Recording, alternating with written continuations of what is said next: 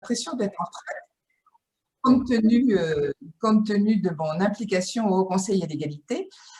Alors, juste pour vous dire que ce Haut Conseil à l'égalité est en pleine mutation puisque nous attendons vraiment un décret qui va nous donner des responsabilités supplémentaires puisque nous devons intégrer les questions de l'égalité professionnelle entre les femmes et les hommes qui étaient autrefois dévolues au Conseil supérieur de l'égalité professionnelle, lequel s'est arrêté en juin 2019.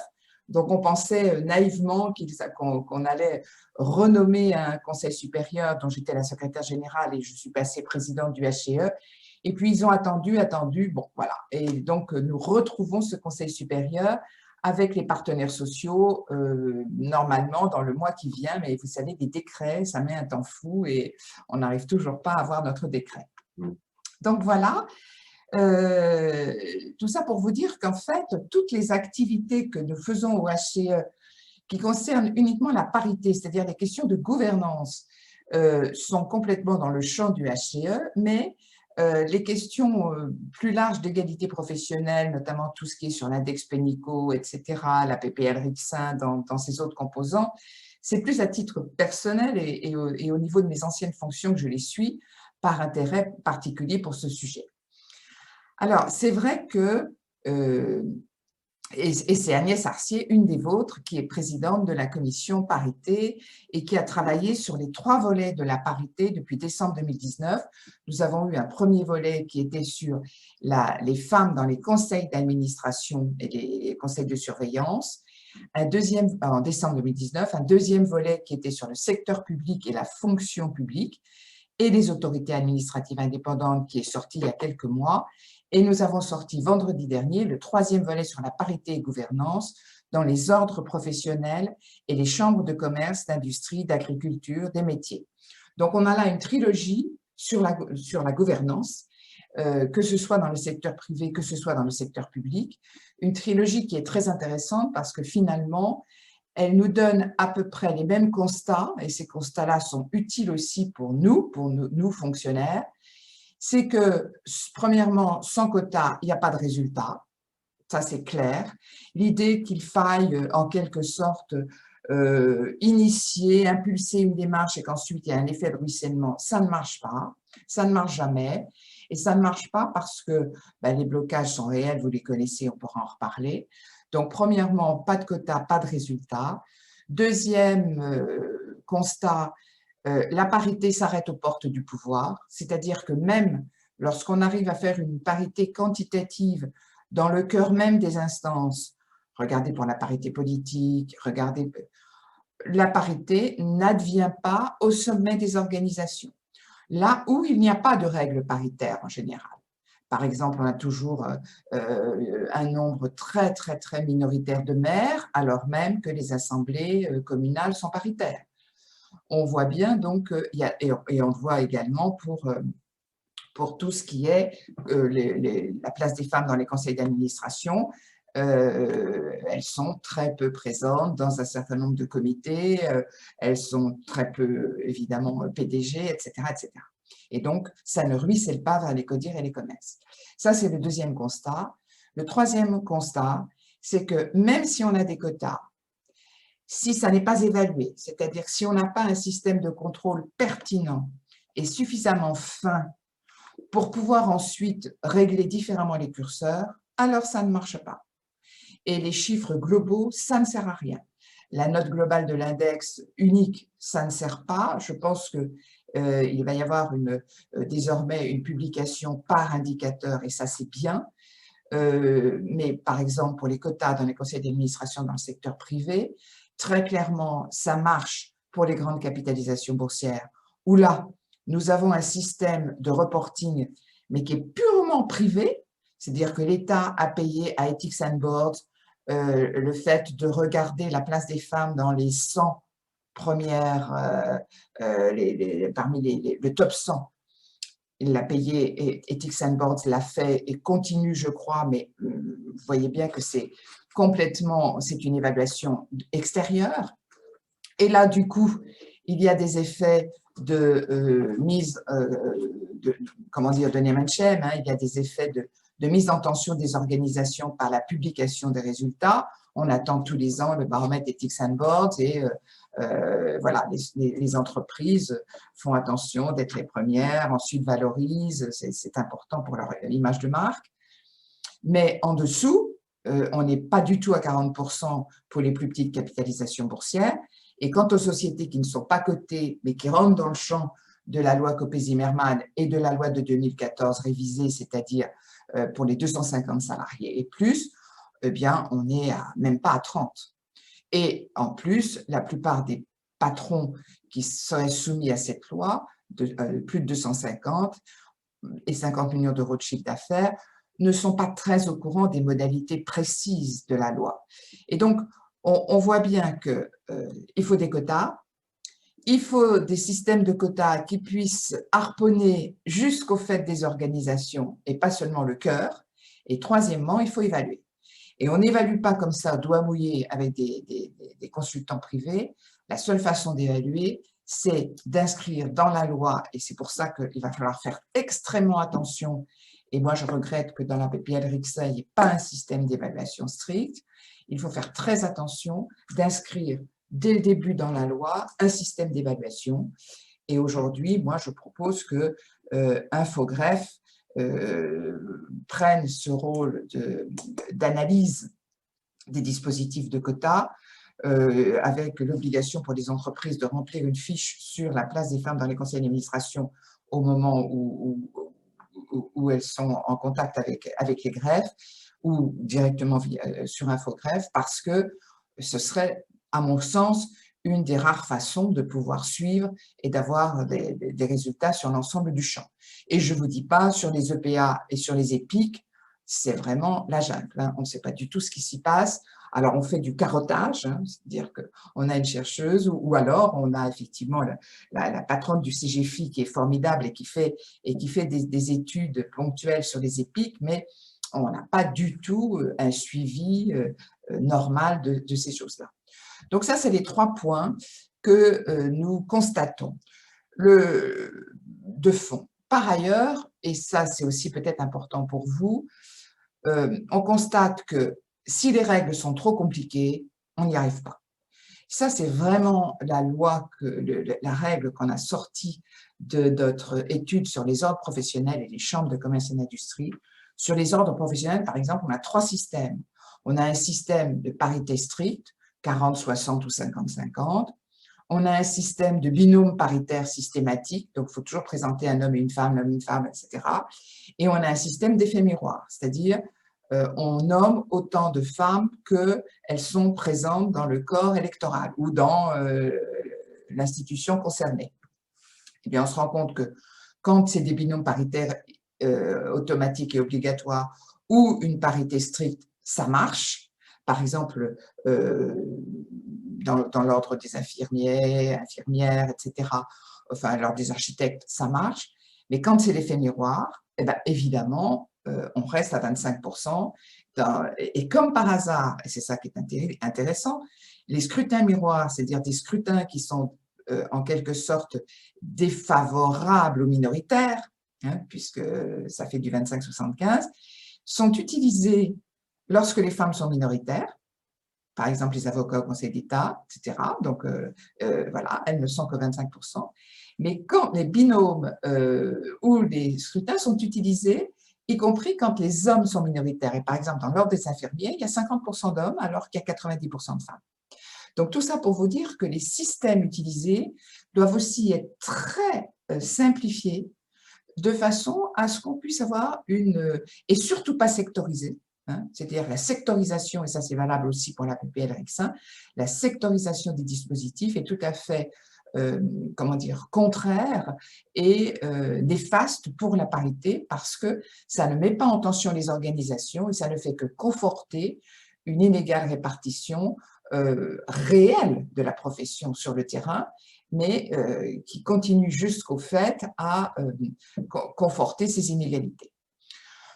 Donc voilà. Et puis, constat global, c'est que et valable aussi pour la fonction publique, c'est que la parité est vécue comme un exercice automatique, quantitatif, un peu embêtant, qu'il faut bien faire pour appliquer la loi.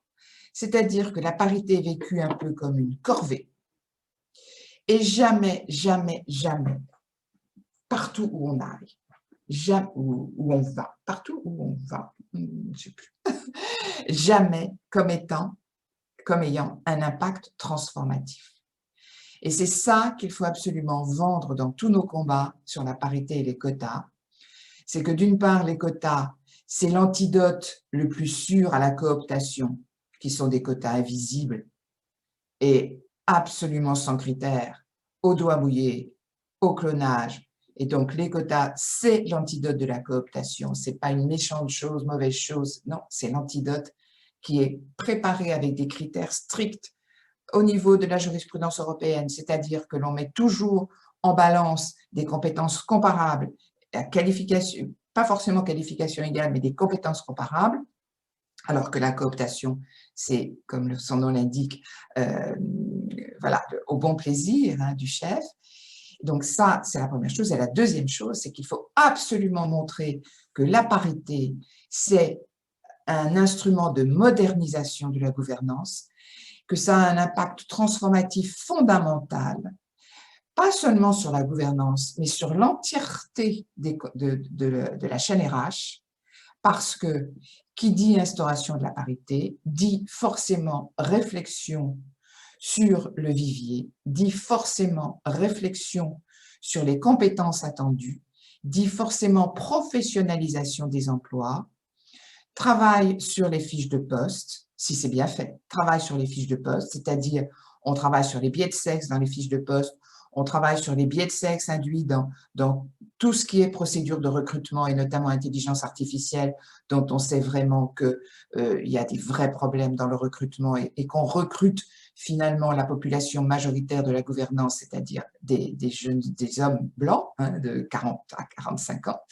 Donc, on a les effets anti-âge, les effets anti-origine, etc. On a tout. Donc, ça permet de travailler sur les procédures RH, ça permet de travailler sur les conditions de travail, c'est-à-dire qu'est-ce que je fais, et notamment la question du temps, qu'est-ce que c'est, quelles conditions de travail, et notamment de télétravail aujourd'hui, qui va être fondamental pour le travail des femmes, parce qu'on a des gros risques de régression. Ça permet évidemment de travailler sur toutes les questions d'articulation des temps de vie. Ça permet de travailler sur les écarts de salaire, puisque aujourd'hui, avec l'index rémunération, on a un lien entre les 10 plus hautes rémunérations et ce qui va être la place des femmes dans les CODIR, les COMEX. Donc, qu'est-ce que c'est que ces écarts de salaire qui augmentent plus les femmes montent en responsabilité, on est de l'ordre du 20 à 25 dans les écarts de salaire dans les plus hautes fonctions.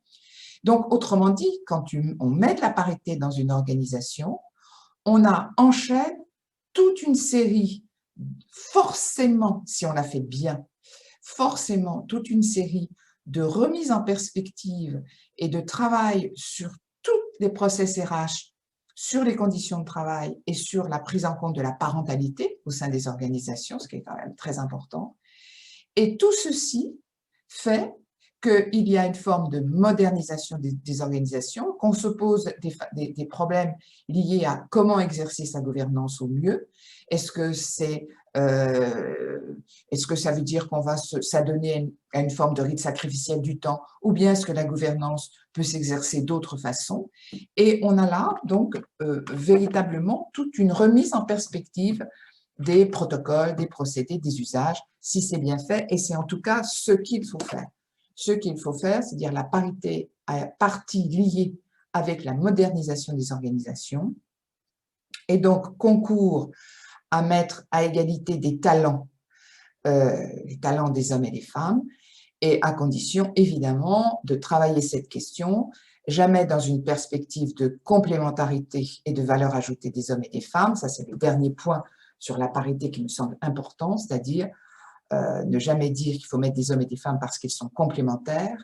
Bien au contraire, ça c'est du sexisme bienveillant, du sexisme encore plus fort et plus insidieux que le reste, mais c'est parce qu'ils ont des compétences égales et que c'est simplement la fabrication différente des sexes, que c'est simplement le sexisme institutionnel, le sexisme des process RH, les biais de sexe qui sont partout et que les femmes ingèrent elles-mêmes, intériorisent, qui expliquent ces différences d'accès aux postes de responsabilité. Donc, autrement dit, on a l'impérative nécessité de délivrer tout un discours sur toute la chaîne de modernisation liée à la parité. Et vous, administration moderne, vous avez ce mot moderne dans votre ADN, et je trouve que c'est ça qui est important, c'est-à-dire qu'il faut toujours mettre en avant les questions d'équité et de justice, évidemment, c'est pour ça qu'on bosse, c'est pour cette colère qu'on a tout en nous, de voir cette injustice farouche liée au sexisme ordinaire et liée à l'évacuation des femmes des postes de responsabilité qui demeurent, qui continuent très fortement, il ne faut pas se faire d'illusions. Ça, c'est la colère, je veux dire, du citoyen et de la citoyenne devant des enjeux d'égalité qui ne sont pas soutenus. Mais comme, évidemment, des arguments utilitaristes adviennent immédiatement dans les organisations du lien entre performance, que vous aimez d'ailleurs, moi je les traite avec des pincettes, lien entre performance et mixité, je mets beaucoup de pincettes, mais on pourra en reparler, moi je pense que c'est plus astucieux de dire lien entre parité et modernisation, transformation des organisations. C'est-à-dire qu'en fait, ça induit des transformations, y compris sociales, sociétales, hein, de l'organisation, et avec un travail sur toute la chaîne. Donc, c'est plus intéressant que de dire « Ah, il y a des femmes et ça va bouger », parce que, bon, des femmes, elles sont talentueuses par leur éducation, par leur individualité propre, mais il n'y a pas la catégorie femme qui est forcément meilleure quand elle est dans une organisation à la tête du pouvoir. Hein, c'est pas comme ça que ça marche. Voilà. Alors donc, je voulais démarrer par ça parce que ce sont des principes de base qu'on a fini par tisser au gré de nos études sur la parité. Mais faut jamais s'arrêter. Voilà. Donc, c'est-à-dire, et le dernier point, c'est qu'il faut mettre des quotas partout, partout, partout, partout où c'est possible, parce que sinon, on ne s'en sort pas. Alors, le partout où c'est possible, c'est évidemment dans les CODIR. Alors, dans la fonction publique, je trouve intéressant je trouve intéressant qu'ils aient, eux, directement visé les postes de direction, c'est-à-dire l'interne des entreprises, avec cette loi Sauvadet, et non pas les instances de gouvernance à proprement parler. Nous, dans la fonction publique, les flux de primo-nomination, c'est bien ce qui concerne les instances de direction à proprement parler. Donc, on est directement dans le cœur du sujet, alors que le privé n'en est pas encore au CODIR et au COMEX.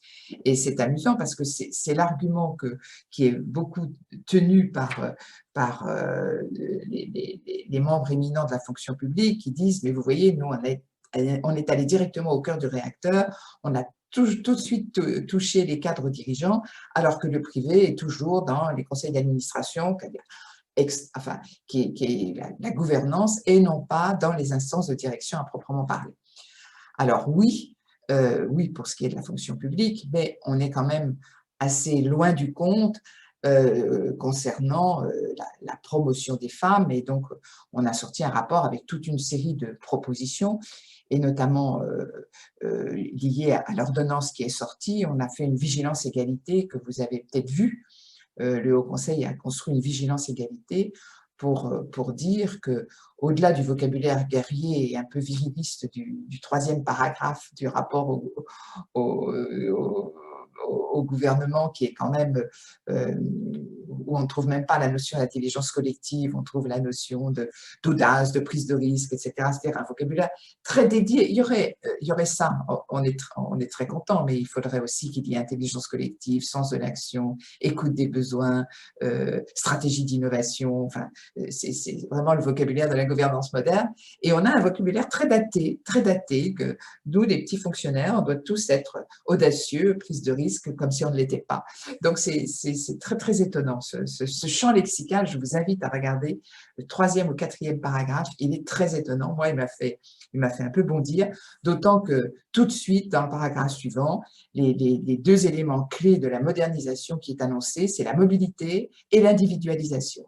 Donc, autrement dit, on a là tout un champ qui est extraordinairement connoté carrière masculine traditionnelle, hein, alors qu'on sait bien que la mobilité, c'est ce qui pose problème pour les femmes qui, encore une fois, majoritairement ont la charge des enfants. Et donc, on est pour une mobilité fonctionnelle et non pas géographique, mais là, ça n'est pas dit du tout. Et puis, l'individualisation des salaires. Là aussi, on sait tout ce qui tourne autour de l'individualisation des salaires, qui n'est pas du tout suffisamment étudié du point de vue des biais de sexe, hein. Et je crois que, évidemment, hein, il faut individualiser les salaires, mais il faut faire très attention que dans les critères qui vont permettre d'attribuer cette individualisation, soit pris en compte le fait que ben, les salariés sont aussi des parents, sont aussi des aspirations qui ne sont pas forcément les mêmes, ont une construction de vie, une organisation de vie qui n'est pas tout à fait la même, etc., etc. Et ça n'est pas mis sur la table. Donc aujourd'hui, on a vraiment des sujets lourds concernant le télétravail, concernant l'individualisation, concernant même le fait qu'il va falloir beaucoup plus se vendre dans toutes ces instances avec des jurys qui ne seront pas des jurys de pairs, mais où il y aura en général 3 personnalités issues qui seront en tout cas nommées par des personnalités politiques, hein, Premier ministre, président, Assemblée nationale, Sénat. On le voit bien, ça veut donc dire d'être connu par ces gens-là, ça veut donc dire réseauter, ça veut donc dire passer du temps à être connu et reconnu. Or, on sait bien que le gros problème des femmes, c'est qu'elles ne font pas assez du marketing d'elles-mêmes, hein, le marketing de soi, comme on dit, qui est central pour progresser et auquel on échappait parce qu'on n'a pas de temps, tout simplement, et parce qu'on a moins appris à le faire, d'où vivent les réseaux de femmes qui apprennent à faire le marketing de soi et l'entraide et la solidarité. Mais on voit bien qu'il y a dans l'ordonnance elle-même des points de risque qui ne sont pas évalués en tant que tels. Et puis, bien sûr, il y a toute la suite sur 40% de flux de primo-domination. Et alors, quand on rentre dans le stock et si on reste coincé en bas, qu'est-ce qu'on fait? Donc, est-ce qu'il ne faut pas aussi déconstruire ces blocs entre sous-directeurs, chefs de service, etc., pour pouvoir vraiment garantir une montée ascensionnelle des femmes au sein du stock, parce qu'elles sont souvent coincées en bas. Est-ce qu'on reste à 40? Est-ce qu'on ne monte pas à 45%? Évidemment, il faut faire une note désagrégée par ministère et désagrégée sans doute par direction. Évidemment, il faut produire il faut une transparence des évaluations beaucoup plus forte, etc., etc. Mais ça, vous avez vous-même travaillé sur ces sujets et je vous renvoie vraiment à cette vigilance égalité sur laquelle nous avons finalement beaucoup réfléchi, liée à l'ordonnance, à cette nouvelle ordonnance sur la fonction publique. Donc voilà un petit peu ce que je souhaitais vous dire sur la fonction publique et par ailleurs, toujours dans les questions de parité, c'est vrai que nous avons 3 domaines dans la PPL Rixain qui vont impacter les femmes et la parité. Le premier, c'est évidemment la place des femmes dans les CODIR et les COMEX. À mon sens, les délais, puisque ça peut aller jusqu'à 10 ans pour imposer la sanction, 30%, 6 ans, 30%, 8 ans, 40%, 10 ans pour la sanction, c'est beaucoup trop long, les délais sont beaucoup trop longs. Ils ont choisi un seuil de 1000. Alors, ce seuil de 1000 est intéressant parce qu'il est utilisé dans le Code du travail à plusieurs reprises, notamment pour les congés de reclassement, toutes les entreprises de 1000 habitants et celles qui relèvent d'un groupe. Hein, donc là, on a la possibilité de travailler au niveau du groupe avec évidemment une responsabilité qui portera sur l'entreprise défaillante au sein du groupe, hein, puisqu'un groupe n'a pas d'entité morale, mais les entreprises qui le composent ont une entité morale, donc c'est l'entreprise défaillante qui paiera la sanction. Mais donc, bon, 1000, moi je pense qu'il faudrait descendre à 500, qui est le seuil qui a été le seuil pour la loi Copé-Zimmermann. Aujourd'hui, on est à des 150, mais en tout cas, ne multiplions pas les seuils paritaires, hein. On aurait 250 et 1000, c'est quand même un très, très grand décalage. Et puis, bon, pour aller vite, il y a les cadres dirigeants. Moi, je trouve que c'est bien que les cadres dirigeants soient concernés parce qu'il y a une bonne définition dans le Code du travail de ce qu'est le code dirigeant en termes d'innovation, d'autonomie. Donc ça, on pourra bien les déterminer. Mais pourquoi est-ce qu'il y a les cadres de l'instance dirigeante? Il faut tous les membres des instances dirigeantes, y compris les mandataires sociaux. Et la définition de l'instance dirigeante telle qu'elle est reprise par la PPL Rixin, là aussi, nous va tout à fait. Donc, on a je pense, un bon début de projet, mais qui pourrait être vraiment, à mon avis, renforcé dans un certain nombre de ces éléments. La deuxième chose, c'est l'index pour toutes les écoles d'enseignement supérieur. C'est capital. Faire un index qui va permettre de déterminer la place des femmes parmi le personnel enseignant, mais aussi la place des hommes et des femmes dans les différentes filières. Et moi, je préconise, et j'attends avec impatience le rapport qui va être remis à monsieur, au ministère, au ministre de l'Éducation nationale le 9 juillet, notamment par Madame Roiron, qui est déléguée interministérielle à l'égalité et qui fait un travail remarquable, et qui, à mon sens, va peut-être annoncer une demande de quota. Et je pense qu'au-delà de cet index qui va être repéré sur la base d'indicateurs à la place des hommes et des femmes, il faut aller beaucoup plus loin et se donner des objectifs chiffrés, voire des quotas, c'est-à-dire des sanctions avec sanctions pour la place des femmes dans les écoles, du numérique, de la transition écologique, scientifique. Si on ne met pas des femmes, des quotas aujourd'hui, on n'y arrivera pas. Donc ça, c'est ce que je dirais moi de plus loin, hein, dans cette PPL Rixin. Et le troisième élément, c'est sur l'index. Donc l'index est désagrégé, ça c'est très bien. Mais moi je pense qu'il faut impérativement enlever comme ayant l'indicateur sur l'augmentation des, même pas, oui, l'augmentation des femmes en retour de congé de maternité, c'est la stricte application de la loi. Et là, il faut faire un malus pour ça, c'est-à-dire que ils n'ont pas appliqué la loi, il y a un malus et on n'est pas un bonus quand on applique la loi, d'autant que la loi va beaucoup plus loin que ce qui est dans cet indicateur. La loi dit les femmes doivent bénéficier de la moyenne des augmentations générales et individuelles au retour de congé de maternité. Et là, il y a simplement les femmes augmentées. Donc, on met 1 euro, elles sont augmentées. Et donc, ça ne peut pas fonctionner. Donc, moi, je mettrai un malus et puis j'irai beaucoup plus loin dans tout ce qui est seuil de pertinence et dans tout ce qui est l'évaluation, non seulement de l'égalité salariale, mais de l'égalité promotionnelle et de l'égalité en montant des différentes choses. Voilà. Donc, c'est un petit peu ça le paysage que je voulais vous dresser. Il y a une cohérence. Il y a une vraie cohérence aujourd'hui. C'est ça que je voulais dire. Il y a une vraie cohérence. Et je sens la même cohérence qu'il y avait en 2009.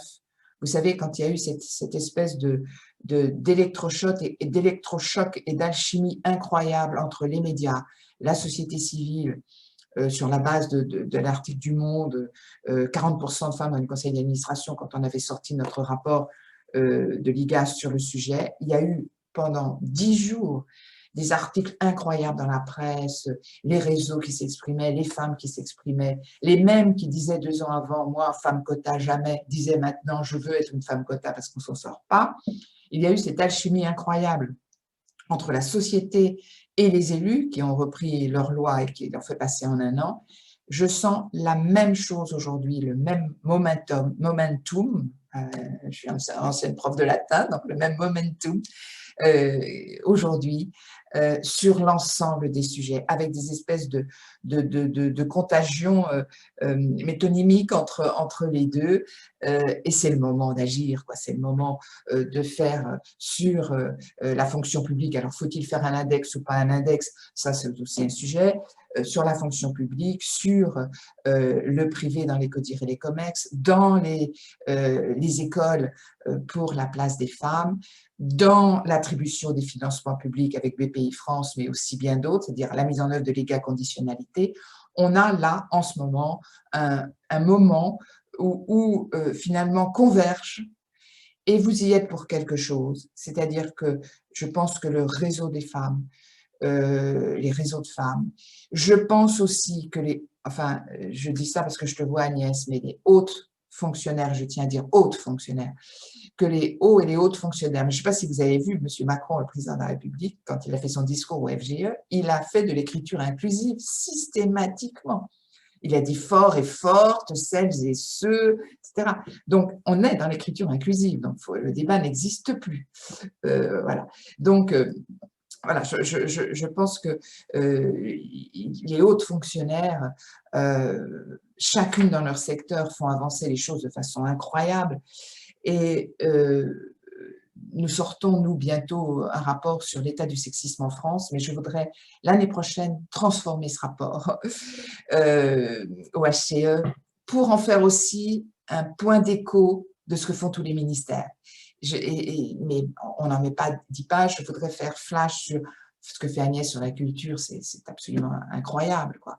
Et ce que vous faites avec Touga, parce que je voudrais que ce soit un lieu, puisque nous sommes obligés de faire un rapport annuel par la loi contre le sexisme, je voudrais que ce soit un lieu de résonance aussi des efforts que vous faites toutes, parce que c'est ça qui fonctionne en ce moment. Et d'ailleurs, c'est très drôle parce que les auditions à l'Assemblée nationale ou au Sénat, ils ne savent plus où donner de la tête, quoi. Dans les auditions, ça auditionne à tour de bras parce qu'il y a vraiment une convergence, une très grande convergence aujourd'hui des efforts avec des outils et des protocoles qui sont de plus en plus maîtrisés. Et c'est pour ça que je tenais à commencer par ces mots. Pas de quotas, pas de résultats. La parité s'arrête aux portes de pouvoir. Pas de résultat des quotas, c'est pas d'évaluation, etc., etc. Cette espèce de mantra qu'on a réussi, nous, HCE, à sortir de notre pratique d'évaluation depuis maintenant plusieurs années. Et c'est ça aussi qui est important, c'est dans la synergie des différents efforts. Voilà, convergence et compétence, évidemment. Mais c'est bien parce que, enfin, dans votre administration, dans votre association, c'est bien parce que vous êtes toutes porteuses, enfin, comment dire, de pouvoir au sein de vos organisations, parce que vous êtes à des postes extrêmement importants, que aussi ça fonctionne et ça marche. Et moi, un de mes sujets aussi à venir, ce sera de voir comment les réseaux de femmes peuvent se brancher sur les partenaires sociaux. Parce qu'aujourd'hui, alors les partenaires sociaux, on les entend très peu sur l'égalité parce que le CSEP est mort, mais on va les réentendre. Mais il y a une forme de réserve et d'incompréhension entre les partenaires sociaux qui sont quand même en charge de la négociation collective et les réseaux. Et d'ailleurs, je suis très étonnée quand j'interroge les réseaux de femmes, je leur dis « mais vous avez signé un accord ?» Elles me disent « ah, je ne sais pas ». On interroge les réseaux de femmes en entreprise, vous avez un accord égalité ? Alors, les chefs, évidemment, savent, mais bien souvent, elles ne savent pas. Il n'y a pas de lien entre la négociation collective, alors voir pour vous avec vos syndicats aussi, entre la négociation collective dans le secteur privé et les réseaux de femmes. Et ça, c'est bien dommage. Alors, évidemment, ce n'est pas uniquement de la faute des réseaux, c'est que les partenaires sociaux ne sont pas emballés par toutes les questions paritaires. Ça, c'est très clair. Ils disent, ça, c'est une histoire de nantis. C'est une histoire de femmes. Nous, ce qui nous intéresse, c'est la précarité, etc., etc. Et c'est pour ça que moi, je pense vraiment, et ça, je le dis très souvent, que les réseaux de femmes doivent aussi s'intéresser aux non-cadres. Je ne sais pas comment, mais je pense qu'un des éléments vraiment fondamentaux, c'est qu'au sein de vos réseaux, vous vous donniez une fois, 2 fois par an, un travail qui serait, par exemple, femme et temps partiel. Qu'est-ce qui se passe dans mon organisation? Dans mon organisation. Femme et télétravail. Qu'est-ce qui se passe dans mon organisation? Femmes et conditions de travail, exercice de la parentalité, prise des congés parentaux, prise du congé de paternité, surtout le nouveau là. Qu'est-ce qui se passe dans mon organisation? Et à partir de là, vous arrivez, enfin, je pense que, et par exemple, tous les réseaux, tout Gap, là, qui réunit tous les réseaux, enfin, je me permets de rêver, hein, mais c'est pas à moi de vous. Mais peut-être que au-delà de votre force de frappe incroyable sur la parité, et sur l'égalité au sens large, mais l'égalité que vous portez, vous, peut-être vous dire, mais les femmes non cadres, et les femmes non cadres, qu'est-ce qu'elles font? Parce que là, les femmes non cadres, il n'y a que les partenaires sociaux pour les défendre, que les partenaires sociaux. Elles n'ont aucun réseau. Donc, c'est peut-être ça aussi, je crois, un des chemins. Alors, ce n'est pas facile, hein, parce que ça veut dire organiser une petite enquête au sein de l'entreprise, ça veut dire aller les voir, ça veut dire innover, prendre des trajets qui ne sont pas pris par les partenaires sociaux, ça veut dire aller les chercher. Et pas seulement autour de vous, puisque vous travaillez toutes forcément, je pense, avec des femmes non cadres, quoique dans la fonction publique, c'est beaucoup plus compliqué. Mais en tout cas, dans un tout-gap réseau privé, moi, je pense que il ne faut pas faire 90% du boulot là-dessus, mais ne serait-ce que 15% sur qu'est-ce qui se passe pour les non-cadres sur tel sujet particulier, à mon avis, ça donnerait un relief incroyable et ça permettrait de faire le lien avec les partenaires sociaux. Voilà, j'ai peut-être été un petit peu longue.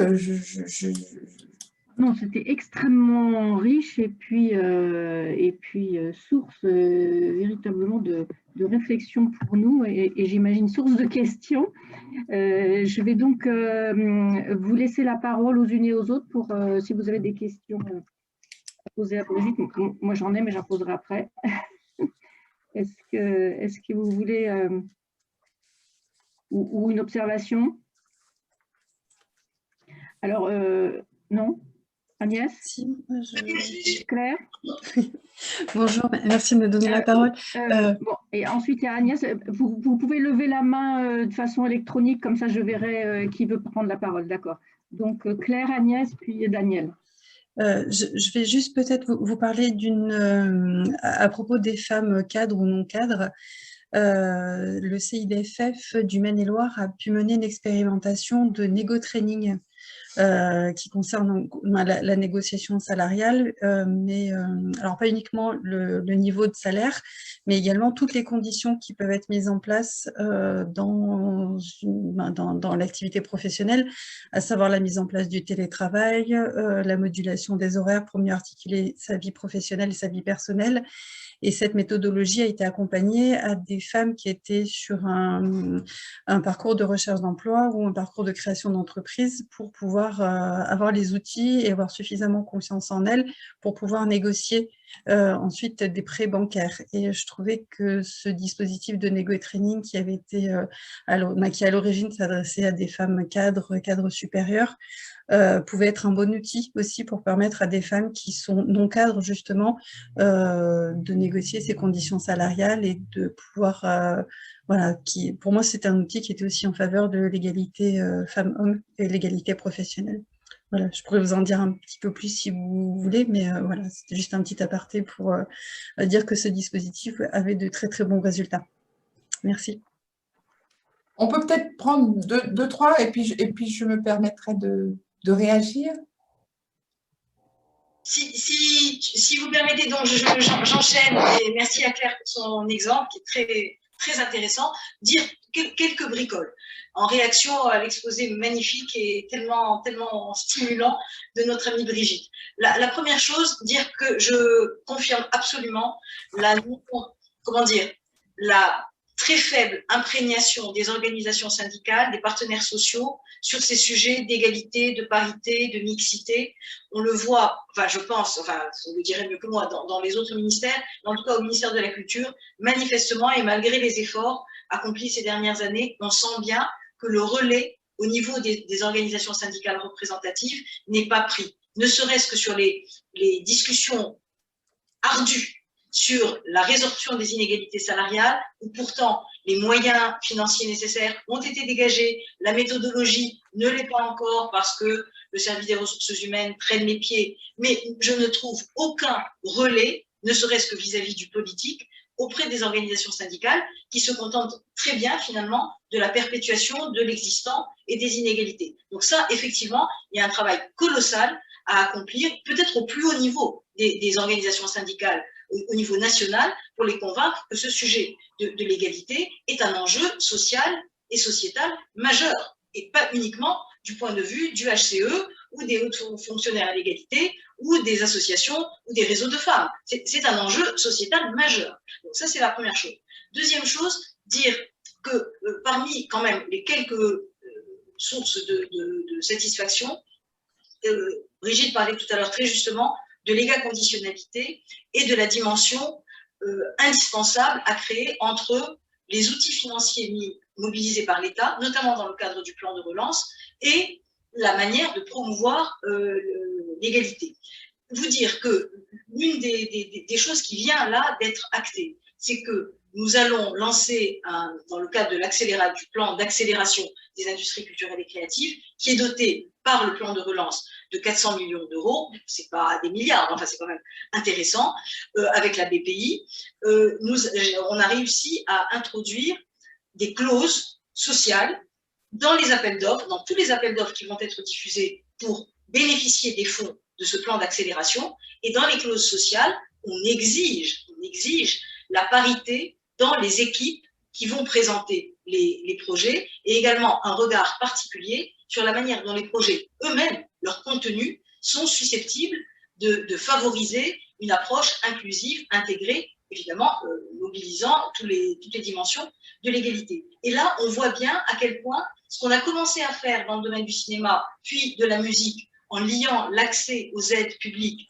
à des actions fortes sur la prévention et la lutte contre les violences et le harcèlement sexuel et sexiste, on commence à gratter un peu, à essayer d'aller un peu plus loin, en liant plus du tout à des engagements sur les VHSS, mais au simple fait de bénéficier des aides publiques. Et alors, encore une fois, on démarre, on balbutie. Je sais que le SDF, la DGFP regarde cette minuscule expérimentation avec beaucoup d'intérêt et qu'on essaye, à l'échelle du réseau des hauts fonctionnaires, de porter, à l'occasion du 10e anniversaire de ce réseau, de porter je pousse en tout cas, pour que nous portions une initiative politique forte au plus haut niveau de l'État, en disant ce réseau existe, mais il faut aller beaucoup plus loin, en donnant évidemment des exemples concrets. Et je suis très sensible à ce qu'a dit Brigitte sur la dimension des femmes non cadres. Effectivement, ce qui a été donné comme exemple est formidable. Au ministère de la Culture, on a lancé une formation dédiée uniquement aux femmes pour les aider à valoriser leur carrière. Et j'ai tenu dès le départ à ce que cette formation ne serve pas simplement les femmes de catégorie A, mais toutes les catégories de femmes. Là également, on démarre, et je crois que c'est très important. Voilà, excusez-moi d'avoir été un peu... Merci Agnès. Daniel, Nelly, il y a Isabelle qui n'arrive pas à trouver sa petite main, et Anne.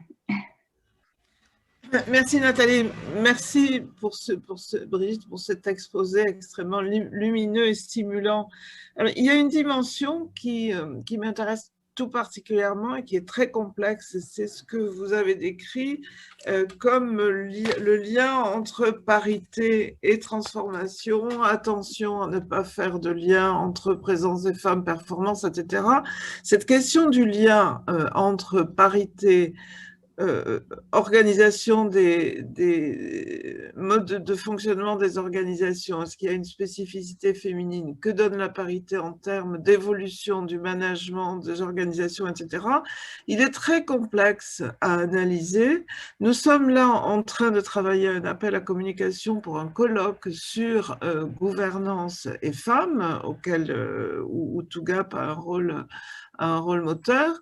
Et donc ma question, c'est comment mieux identifier et sans doute aussi stimuler la recherche sur ces questions-là, sur ces questions sur lesquelles on est quand même toujours un peu dans le flou. Moi, la première, j'avoue que j'ai un peu du mal à identifier ce lien. Donc, il y a de la recherche, pas beaucoup. On en voit quelquefois les résultats. Est-ce que ce serait ce colloque ou d'autres activités, peut-être que vous connaissez bien, ne serait pas une occasion de fédérer aussi des réseaux de chercheurs ou de chercheuses qui travaillent sur ce lien absolument essentiel et complexe entre parité, transformation, modernisation, nouveaux modes d'organisation et de management? Merci Daniel, et je me permets de compléter. Parce qu'après, ça va peut-être faire beaucoup, parce que oui, on s'arrête bientôt. Juste pour dire, les partenaires sociaux, c'est totalement vrai. Et les partenaires sociaux que nous avons à l'ancien CSEP, que nous allons avoir, c'est les seuls qui s'occupent d'égalité. Et par exemple, à la CGT, on a une dénommée Sophie Binet qui est absolument excellente, à la CFDT, etc. C'est eux qui portent l'égalité, mais on n'entend pas leur voix lorsqu'il n'y a pas une structure dédiée pour faire entendre leur voix. Et donc, c'est ça vraiment sur lequel je compte, c'est-à-dire refaire entendre parmi les partenaires sociaux la voix de l'égalité, parce que sinon, c'est le cadet de leurs soucis. Ça, c'est clair. Donc, ça, c'est extrêmement important. Sur les gains conditionnalités, moi, je voudrais, on va essayer de travailler encore plus au HCE sur le sujet parce que c'est central. Il faut les mettre dans les appels d'offres, il faut les mettre aussi dans les autorisations administratives. Et c'est vrai que tous les plans de relance, il n'y a pas eu de clause pour l'égalité alors qu'il y a des clauses environnementales. Simplement, il faut que les entreprises aient leur index. Ils ont mis simplement cette clause-là. Et donc, c'est totalement insuffisant. Donc, moi, Agnès, je suis extrêmement intéressée par ton projet là, sur les industries culturelles, si tu avais la gentillesse de m'informer, parce que je voudrais qu'on creuse là-dessus, qu'on conceptualise autour de cette notion. Et les réseaux, les 10 ans, moi j'aimerais bien que le HCE se fasse aussi l'écho de vos 10 ans du réseau HFE, d'une façon ou d'une autre, puisque les HFE sont moteurs hein, dans le HCE. Donc là aussi, on restera peut-être en contact pour voir comment faire. Et donc, pour les femmes non cadres, c'est vrai que via la formation, via le négo-training, on peut les aider. Mais le gros problème, c'est qu'elles sont atomisées. Les femmes non cadres, elles sont atomisées dans leurs organisations, d'une part, et d'autre part, le rapport de force leur est tellement défavorable. Nous-mêmes, hein, on sait très bien, parce que le rapport de force, et le MIT montre qu'en fait, lorsqu'une femme demande elle-même, pour elle-même, une augmentation, alors elle est effectivement stigmatisée. Pourquoi? Parce que les employeurs associent l'altruisme aux femmes, et donc demander pour soi, c'est une forme d'entorse à ce qui est leur nature elle-même, qui est de demander pour les autres. Et donc, de facto, ils ont constaté par des études que quand les femmes demandent des augmentations, alors elles sont pénalisées d'une certaine façon. On leur donne, mais oh là là, l'emmerdeuse, et par exemple, on ne lui donne pas une mission. Alors que les hommes, quand ils demandent une augmentation, c'est complètement connoté égo, non pas forcément égoïste, mais manifestation de l'ego, qui est leur marque de fabrique et qui est complètement acceptée. Donc, c'est en fait extrêmement compliqué. Et demander une augmentation, c'est la chose la plus compliquée du monde. Moi-même, je n'y arrive pas. C'est hallucinant, quoi. J'ai beaucoup de mal. Et je pense que les femmes non cadres, alors là, ça doit être monstrueux. Et je pense que les réseaux, ils devraient commencer à non pas tellement leur fournir des outils, mais faire des constats. Moi, c'est ça que je trouve intéressant, c'est-à-dire que les réseaux de femmes dans une entreprise, ils ont des femmes non cadres, eh bien, ils vont voir leurs conditions, c'est-à-dire l'analyse de leurs conditions sur un sujet particulier, plus que de leur offrir des outils, venez vous former, ça c'est formidable, mais c'est dans une logique un peu individuelle. J'aimerais bien, moi, que les réseaux de cadres aillent voir comment le temps partiel, par exemple, s'exerce chez eux, comment le télétravail s'exerce chez eux. Parce qu'à ce moment-là, ils acquerraient une force de constat et de bilan qui en imposerait aux employeurs et aux partenaires sociaux et qui ferait d'eux plus encore des partenaires intéressants. Mais peut-être que ce n'est pas faisable. En tout cas, je pense que c'est un sujet à creuser. Comment mes camarades sœurs, femmes, non cadres, dans mon entreprise, dans mon organisation, quelles sont leurs conditions, qu'est-ce que je peux faire pour améliorer leur situation et qu'est-ce que je peux promouvoir moi en tant que cadre qui ira dans le sens de ce qu'elles souhaitent. Ça, je trouve ça intéressant parce qu'on n'arrête pas de dire sororité, sororité, bon d'accord, mais il ne faut pas seulement de la sororité entre pairs, quoi. Et je pense qu'une curiosité un peu dérangeante sur ce qui se passe pour les femmes non cadres de la part des réseaux de femmes en entreprise, à mon avis, ce serait assez décoiffant. Et bon, voilà. Alors, sur la ligne entre parité et transformation, les gouvernances et les femmes, moi je suis extrêmement opposée à la notion de leadership féminin, évidemment. Je pense que les femmes exercent leur pouvoir comme les hommes et qu'il n'y a pas des qualités sexo-spécifiques dans la façon d'exercer le pouvoir.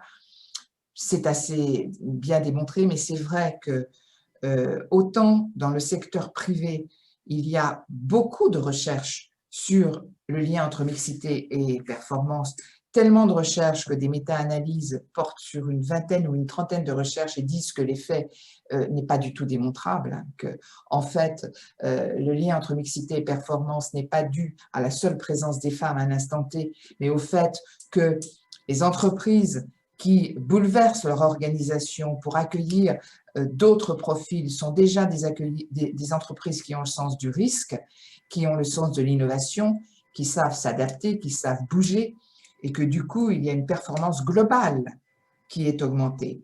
Mais le lien entre présence des femmes et performance financière, etc., est quand même compliqué, même si il y a encore des entreprises, des études qui viennent de sortir là-dessus.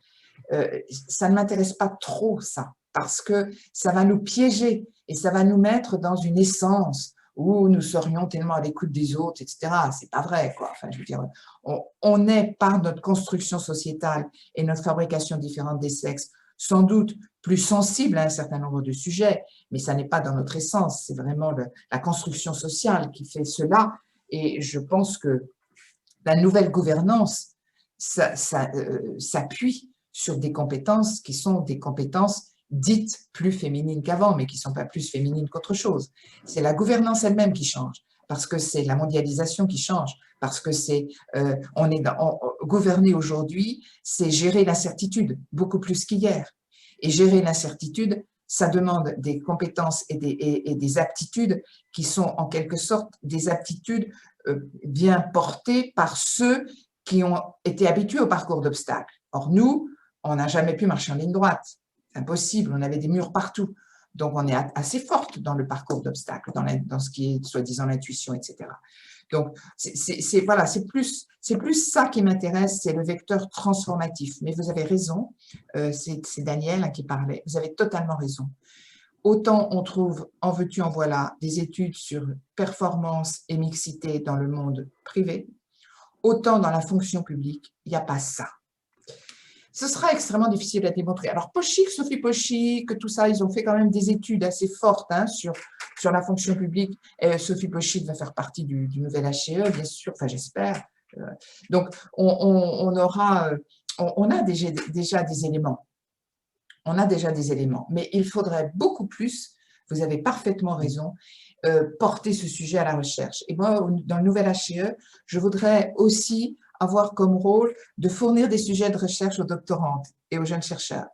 Et on peut travailler ensemble, si vous voulez, pour donner ce genre de sujet tout à fait passionnant. Parce que je pense que les anglo-saxons, le secteur public, ça les intéresse, la fonction publique, ça ne les intéresse pas du tout, donc on ne trouvera rien. Donc c'est nous les champions, les championnes de la fonction publique. Hein. Donc c'est peut-être à nous d'initier des études, mais je suis parfaitement d'accord avec vous. Brigitte, si tu as encore 5-10 minutes devant toi, on peut encore prendre les dernières questions parce qu'on n'est pas non plus fixé à l'horloge. Je suis arrivée 5 minutes en retard.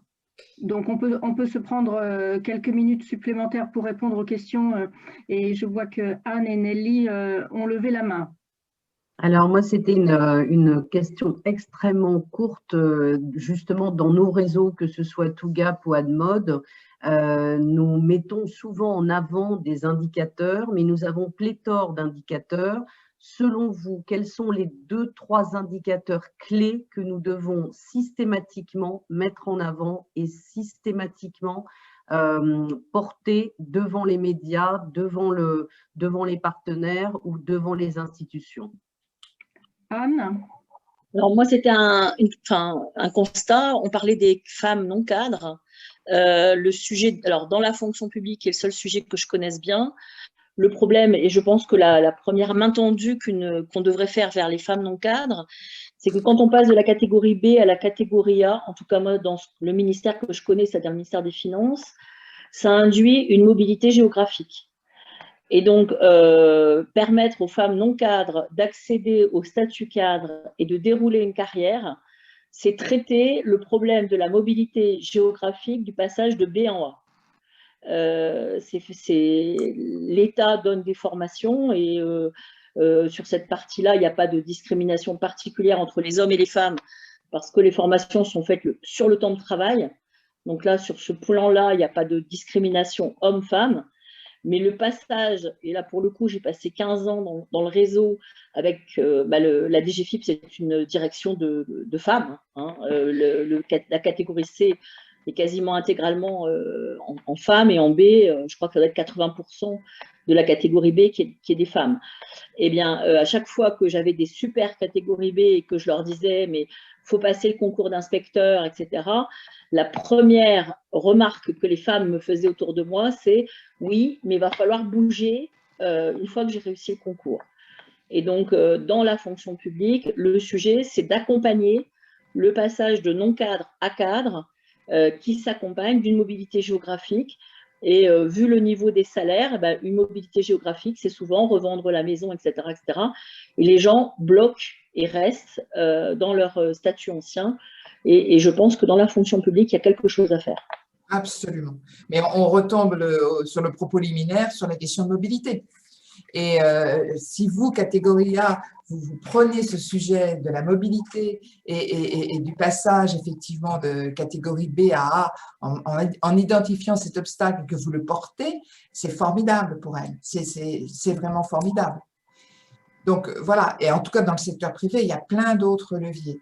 Alors, sur les indicateurs… Excuse-moi Brigitte, juste dernière question de la part d'Isabelle et après je te laisse la parole pour répondre. Excuse-moi.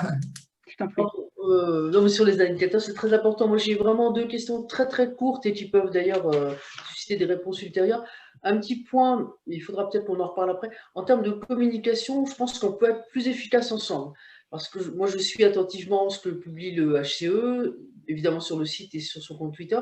Donc voilà, c'est un petit sujet, mais je pense que ça mériterait qu'on en parle en dehors. Nous, on commence à avoir une certaine force de frappe à travers Tougap, à travers LinkedIn, Twitter, AdMod. Et on pourrait être plus efficace ensemble. Donc, c'est une porte ouverte pour que tu me dises avec qui on peut en parler. On est quelques-uns dans nos petites structures communication très modestes, mais je pense que la qualité de ce que vous faites, on le fait un peu au doigt mouillé, mais il faut le faire mieux. Voilà, c'est une question pour plus tard. Et une question très concrète aussi, qu'est-ce qu'on fait avec la commission Basser? Et vous et nous, et là aussi, il faut peut-être qu'on en parle ultérieurement. Voilà, merci beaucoup Nathalie. Commission paritaire. Pardon. Commission paritaire, la commission Basser. Elle est paritaire. Alors ça, c'est un peu vous, parce que nous on n'y est pas. Hein, donc ça, c'est votre sujet. Alors, sur les indicateurs, c'est une très bonne question, parce que tout dépend du point de vue d'où vous partez. Tout dépend de la focale. Par exemple, l'index Pénicaud, la focale, c'était les écarts de rémunération. Ils se sont dit, quel est le levier le plus pertinent pour essayer de travailler sur l'égalité? Ça va être d'essayer de diminuer les écarts de rémunération. Et à partir du moment où ils ont dit c'est ça, mais les écarts de rémunération, c'est le symptôme, enfin c'est la résultante de toutes les inégalités. Bon. Donc, ils travaillent là-dessus et ils vont travailler sur ce qui constitue un peu le salaire, même si le temps partiel n'est pas suffisamment pris en compte, il est travaillé en ETP, on le retrouve, mais enfin bon, il est pas suffisant, on ne voit pas suffisamment le nombre de femmes en temps partiel.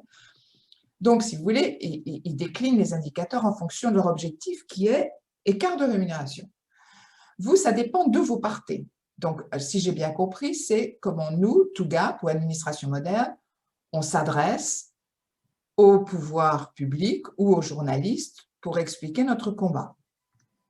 Donc, vous, les écarts que vous devez rechercher, c'est l'écart entre la place des femmes dans vos organisations, qui est de l'ordre dans la fonction publique de 61 à 62%, je crois, et la place des femmes aux manettes. C'est quand même ça qui est aux manettes, non pas pour le pouvoir en tant que tel, mais pour le potentiel de transformation et de modernisation de la gouvernance que contient une transformation de la tête de la gouvernance en acceptant des femmes.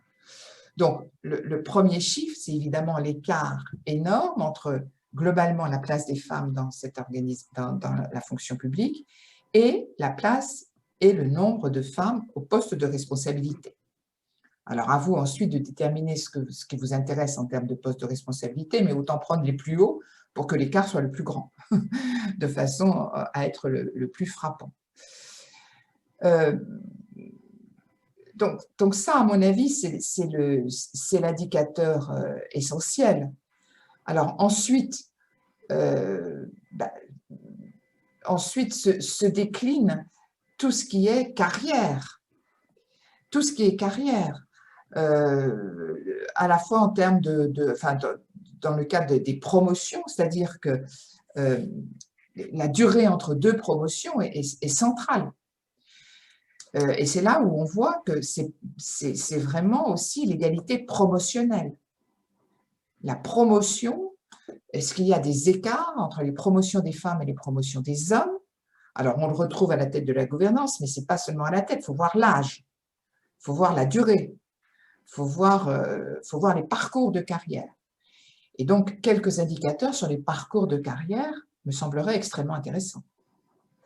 Et puis, le troisième type d'indicateur, c'est les écarts de rémunération. Parce que quand on dit 27%, et ça demeure en rémunération annuelle brute, qui tombe à 9% à toutes choses égales par ailleurs, c'est-à-dire si on enlève les effets de temps partiel, les effets de durée, les effets de secteur, les effets de contrat, on est à 9. Ce n'est pas du tout le cas pour les cadres, en tout cas dans le secteur privé. Dans la fonction publique, il y a aussi des différences, mais il faut vraiment, vraiment montrer s'il y a des différences au niveau des primes et au niveau même, enfin, bon, ça c'est très lié à la promotion, c'est-à-dire vous essayez de voir s'il y a des écarts de salaire, et il y en a. C'est souvent moins visible que dans le secteur privé, où là c'est monumental. Mais regardez tous les trucs de la DARES, c'est de l'ordre, entre les cadres, les écarts sont de l'ordre de 20, et plus ils vieillissent, ça va jusqu'à 25%. Donc, prendre aussi le sujet de la rémunération. Donc, autrement dit, les écarts bruts de postes de responsabilité par rapport au vivier potentiel, même si le vivier cadre n'est pas le vivier global, enfin, voilà. 2-3 indicateurs de promotion liés à la promotion et au parcours, et puis un indicateur lié aux rémunérations entre femmes cadres et femmes non cadres. Vous pouvez prendre aussi un indicateur qui va être très amusant à regarder, qui est le nouveau congé de paternité. Ça va être très amusant à regarder. Parce que dans la fonction publique, les hommes prennent bien leur congé de paternité. Ils le prennent à hauteur de 80%. Et les indépendants, ils le prennent à hauteur de 29%. Donc, il y a un grand écart. En moyenne, c'est 70%, l'ancien congé de paternité, mais c'était 80% de la fonction publique et aux alentours de 30% parmi les travailleurs indépendants. Donc, il y a des gros écarts. Mais ce nouveau congé de paternité avec 7 jours obligatoires, donc les 7 jours obligatoires, ils les prendront, mais c'est les 28 jours, ce serait très intéressant de les regarder. Parce que ça vous donne un indicateur parentalité. Voilà, Merci beaucoup. Voilà ce que je voulais dire, quoi. Merci vraiment, Brigitte. Je pense qu'on aurait encore très envie de prolonger cette discussion pendant un long moment.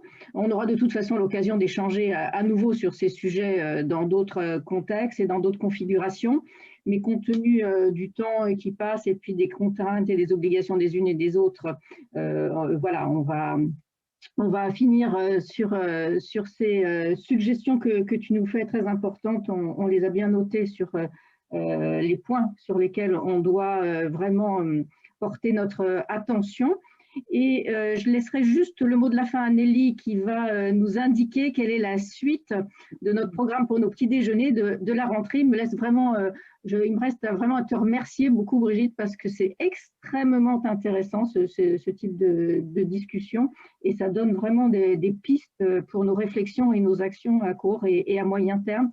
Et puis, on aura d'autres moments pour creuser et on a de quoi creuser. Voilà, Nelly, je te laisse la parole. Encore 1000 fois merci, Brigitte. Merci et au revoir. Merci beaucoup. À très bientôt. Merci. Merci beaucoup. Alors, pour la rentrée, nous avons 4 dates clés à noter, donc en septembre, octobre, novembre et décembre. Et nous commençons le 16 septembre autour de la thématique des femmes dans le sport. Donc, nous attendons la réponse de l'intervenante, donc voilà, très prochainement. Mais en tout cas, la thématique des femmes dans le sport. Ensuite, le 7 octobre, Agnès Arcier, donc présidente de la commission parité en matière politique, administrative et dans la vie économique et sociale du HCE, nous présentera le rapport du HCE, donc jeudi 7 octobre. Ensuite, jeudi 4 novembre, donc c'était l'une des questions qui avait été posée, nous travaillerons le thème de l'accompagnement des cadres supérieurs dans la fonction publique. Voilà, donc là on parlait de la commission Basser, donc on verra qui nous pouvons faire intervenir sur ce thème. Et enfin, le jeudi 2 décembre, et là Nathalie, je te laisse annoncer le nom de l'éventuelle intervenante. Alors, qui n'est pas éventuel parce qu'elle a confirmé, donc ce sera Emmanuelle Wargon, ministre du Logement, qui interviendra à notre petit déjeuner, le dernier petit déjeuner de l'année 2021. Voilà, 4 dates donc à vous noter, 16 septembre, 7 octobre, 4 novembre et 2 décembre. Et Agathe, bien sûr, fidèle au poste, vous enverra tout ça très vite. Voilà, mais écoutez, il ne me reste plus qu'à vous remercier d'avoir participé à ce petit déjeuner qui nous fait bien commencer la journée avec beaucoup de pistes à explorer. Et puis, on se retrouve voilà, dans cette configuration à la rentrée et je vous souhaite un excellent été à toutes. C'était passionnant. Merci beaucoup. Merci beaucoup. Bonne journée à toutes. Au revoir. Au revoir, merci Nathalie. Merci Agathe.